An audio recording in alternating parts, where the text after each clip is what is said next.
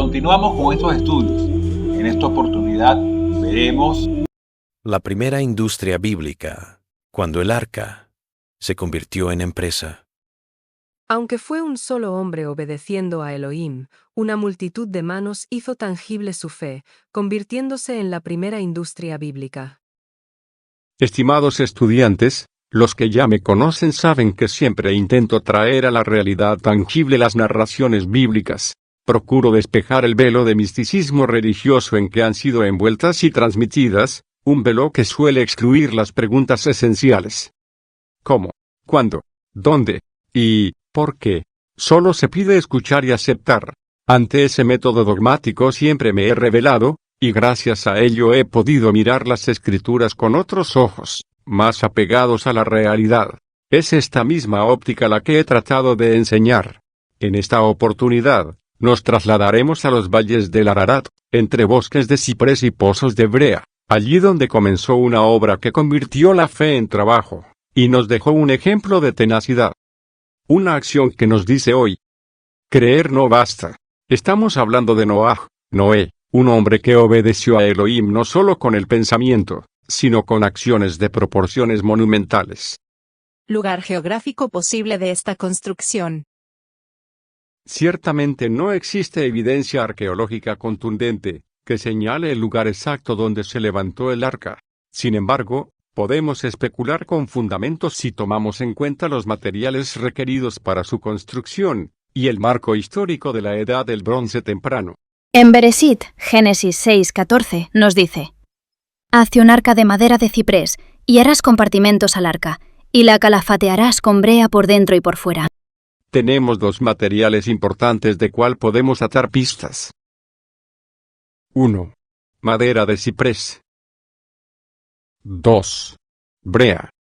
Si tomamos como criterios madera de ciprés en el marco de la Edad del Bronce temprana, el terreno más cercano y verosímil para la construcción del arca sería el norte de Mesopotamia, Anatolia Oriental, en la franja que conecta el monte Ararat, Turquía Oriental, con los valles del Tigris y Éufrates.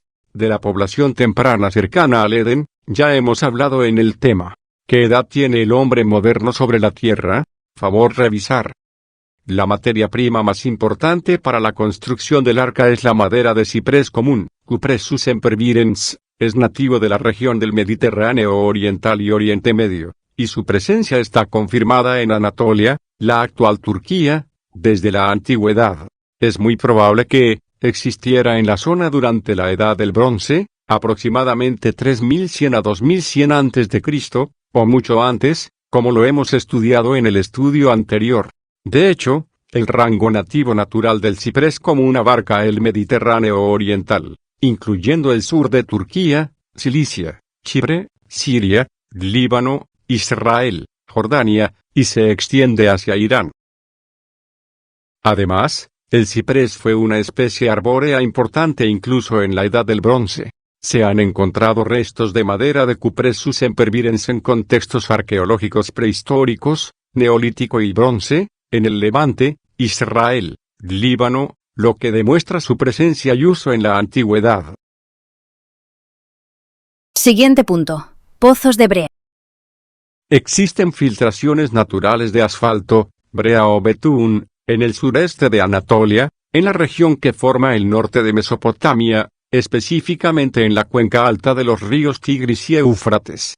Aunque no están en la falda inmediata del monte Ararat, estas filtraciones se encuentran en la misma región general de Turquía Oriental, más al sur, en un área conocida por sus campos petroleros. Las principales zonas de filtraciones, asfaltitas y petróleo, se encuentran en el sureste de Turquía, en provincias como Batman, Şırnak y Siirt. Estas fuentes de brea han sido utilizadas por los habitantes locales desde el período neolítico, alrededor del 8100 a.C. o más. Evidencia arqueológica de sitios como Kuriki-Oyuk y de Mirkoy-Oyuk muestra que el betún se usaba para impermeabilizar cerámica, como adhesivo y para fabricar objetos, lo que confirma su disponibilidad y uso extensivo en la antigüedad. Ya tenemos las dos materias primas más importantes para la construcción, sin embargo hay algo que muchos no analizan de este relato. Fue Noaj, Noé, solo con sus 3 hijos, que tuvieron a cargo de realizar este trabajo monumental? Siguiente punto. Medidas del arca. Para entender esto, tenemos que conocer las medidas del arca que nos da la Torá. Bereshit. Génesis 6, 15, 16. Y esto es lo que le harás. 300 codos será la longitud del arca, 50 codos su anchura, y 30 codos su altura. Harás una claraboya al arca y la rematarás a 1 codo por arriba. Pondrás una puerta en un lado del arca, y le harás planta baja, segunda y tercera. Para convertir las medidas bíblicas, necesitamos definir el valor del codo. El codo hebreo estándar se estima entre 45 y 52 centímetros, 0,45-0,52, dependiendo de la tradición y época. Con estas medidas podemos estimar lo siguiente. El arca tendría una longitud aproximada de 135-156 metros, lo que la hace comparable a un barco moderno de carga mediano. Su anchura estaría entre 22,5-26 metros.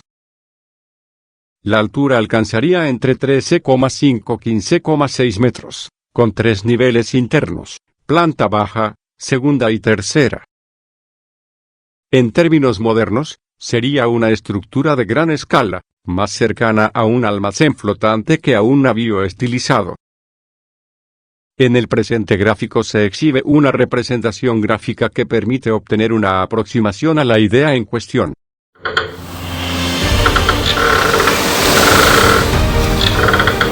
Lo que revela el gráfico, entonces, es lo siguiente.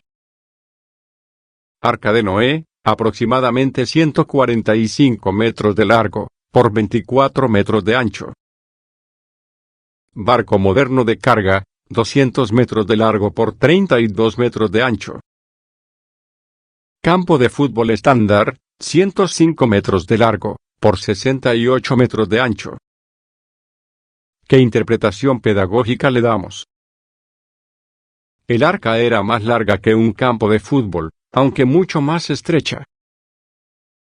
Comparada con un carguero moderno, el arca era más corta y menos ancha, pero igualmente monumental para la Edad del Bronce. Si usamos la lógica, se plantea la interrogante acerca de la viabilidad de la perspectiva propuesta, por la religión y la cinematografía, en lo que respecta a la figura de un individuo que, en este caso, se encuentra acompañado únicamente por sus descendientes directos, es decir, sus hijos, su esposa y sus nueras, en la magnitud del desafío que representa la realización de una obra de tal envergadura. Mi opinión al respecto es que, no es posible que solo Noaj y su familia estuvieran involucrados en la construcción, esto escapa de toda lógica. Fue necesario el trabajo de leñadores y carpinteros para la madera, herreros para las piezas metálicas para unir maderas, donde se usaban uniones más elaboradas, pernos y quizás grapas, o abrazaderas metálicas para asegurar estructuras. Además, personas para cargar y transportar la brea, mientras que otros la calentaban, y por último lo más importante, el almacenamiento del alimento de los animales y de Noaj y su familia. Estimación del equipo necesario para construir el arca. No hay un número oficial, pero podemos inferirlo a partir de las dimensiones, los materiales y la productividad probable con herramientas de la Edad del Bronce. A continuación, un cálculo basado en un contexto lógico. Dimensiones de referencia: longitud 145 metros, ancho 24 metros, altura 14 metros, con 3 niveles.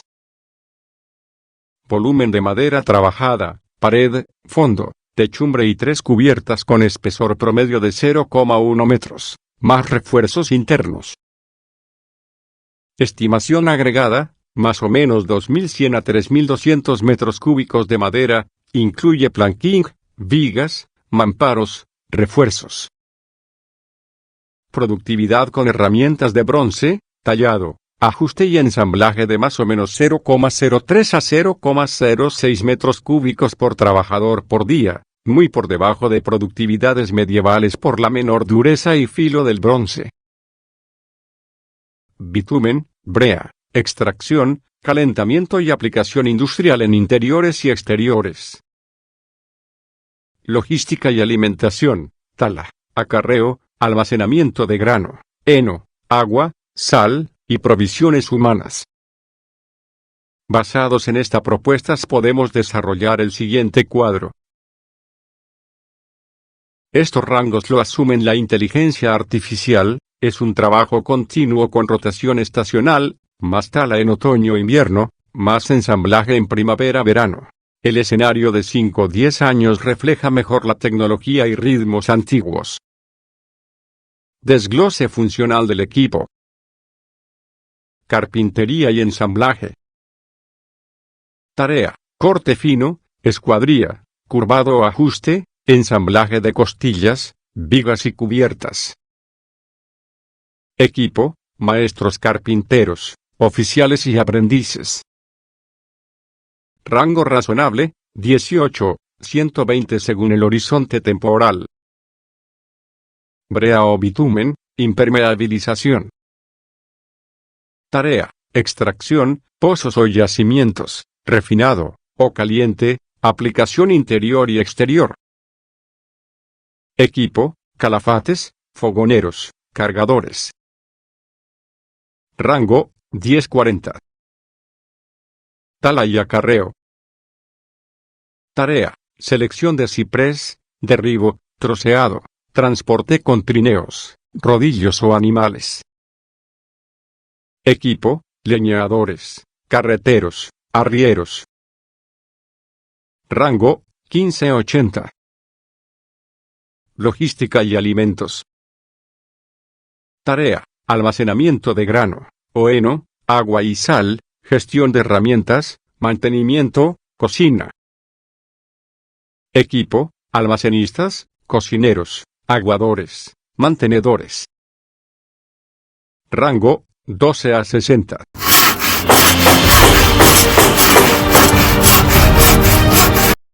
Como puede observar en estos cuadros, es imperativo contar con un gran equipo de trabajadores para llevar a cabo esta construcción. Es cierto que la Torá no aborda estos detalles, sino que se centra únicamente en explicar las razones detrás de este trabajo, y el papel crucial que desempeñó el arca construida. Sin embargo, esto no nos permite inferir que se haya construido de la noche a la mañana. Y aunque no indica qué tiempo se llevó su construcción, podemos especular por lo apremiante de este evento. Tomaremos el rango de 2 años, donde fue necesaria la intervención de alrededor 300 o más trabajadores. Por tanto, ver a Noaj en solitario con sus hijos y quizás nueras, llevaría décadas o siglos de construcción. Por tanto, si fijamos un objetivo apremiante de 2 años, el rango realista es 220 a 300 trabajadores en pico de obra, con márgenes de seguridad, estacionalidad, lesiones, clima, reposición de herramientas, puede escalar a 320 a 360 en momentos críticos. La cifra de 300 o más es coherente con esa meta. Si bien existen otras situaciones laborales que podrían presentarse, se omitirán para no incurrir en una excesiva proliferación de detalles. Sin embargo, es imperativo que usted considere este aspecto para enriquecer el texto bíblico con un enfoque más humano. La primera posible industria documentada que fomentó el empleo. Es cierto que las películas suelen reducir el relato a un drama familiar, Noé aislado, sus hijos como ayudantes, y el resto del pueblo burlándose. Eso funciona en lo narrativo, pero borra la dimensión económica y laboral que un proyecto de esa magnitud necesariamente implicaría. Si lo pensamos en clave de una protoindustria, debemos de considerar lo siguiente. Pago por día o semana. En la Edad del Bronce ya existían formas de salario en especie, grano, aceite, cerveza, animales pequeños. Los trabajadores podían ver el arca como un encargo más, sin importarles el trasfondo de su construcción. División de oficios: carpinteros, herreros, calafates, leñadores, arrieros, cocineros. Cada uno cumplía su rol, como en cualquier obra pública o palaciega. Su motivación era pragmática, la mayoría no trabajaba por fe, sino por sustento. El significado del relato se construye después, en el momento, lo que importaba era el beneficio inmediato. Contraste narrativo. Mientras la tradición presenta a Noé como solitario, nuestro enfoque trata de mostrar que la fe se tradujo en una empresa colectiva, donde la obediencia divina se mezcló con la lógica del mercado laboral. ¿Cómo financió Noé, semejante empresa? Esta pregunta es obligatoria si queremos humanizar el relato. Entendemos que el móvil no fue el diluvio eminente, pues ellos al parecer no tenían conocimiento de esto, y si lo sabían, poco les importaba. Por tanto, un grupo numeroso de trabajadores se requería un salario. Entonces, ¿de dónde salió el pago para cientos de trabajadores? ¿Era Noaj un terrateniente con graneros llenos de trigo, o fue la comunidad entera la que sostuvo la obra? El texto guarda silencio, pero la lógica histórica nos obliga a imaginar un sistema de salarios en especie, donde la fe se convirtió en economía. El relato bíblico no dice nada sobre riquezas o propiedades de Noé, pero sí podemos pensar en posibles escenarios de financiamiento. Por ejemplo, terrateniente agrícola. En la Edad del Bronce, la riqueza se medía en tierras cultivables, ganado y almacenes de grano. Si Noé era un jefe de clan con tierras fértiles, podía pagar a los trabajadores en especie, trigo, cebada, aceite, vino, animales pequeños. Otro aspecto. Patrocinio colectivo. Grandes obras, templos, murallas, barcos, solían ser financiadas por clanes o aldeas enteras. Noé pudo haber movilizado a su comunidad con promesas de sustento o protección. Así como también economía de trueque. Herreros y carpinteros trabajaban a cambio de alimentos, alojamiento o animales. El salario no era monetario, sino la supervivencia diaria. En la narrativa bíblica, Noé aparece como un hombre justo y obediente, no dice si era un hombre con grandes riquezas, pero tampoco lo niega. Pero en este punto lo convierte en un protoempresario que supo organizar recursos y mano de obra. Shumel, Katu Shaku, Leku Arku, Dumush.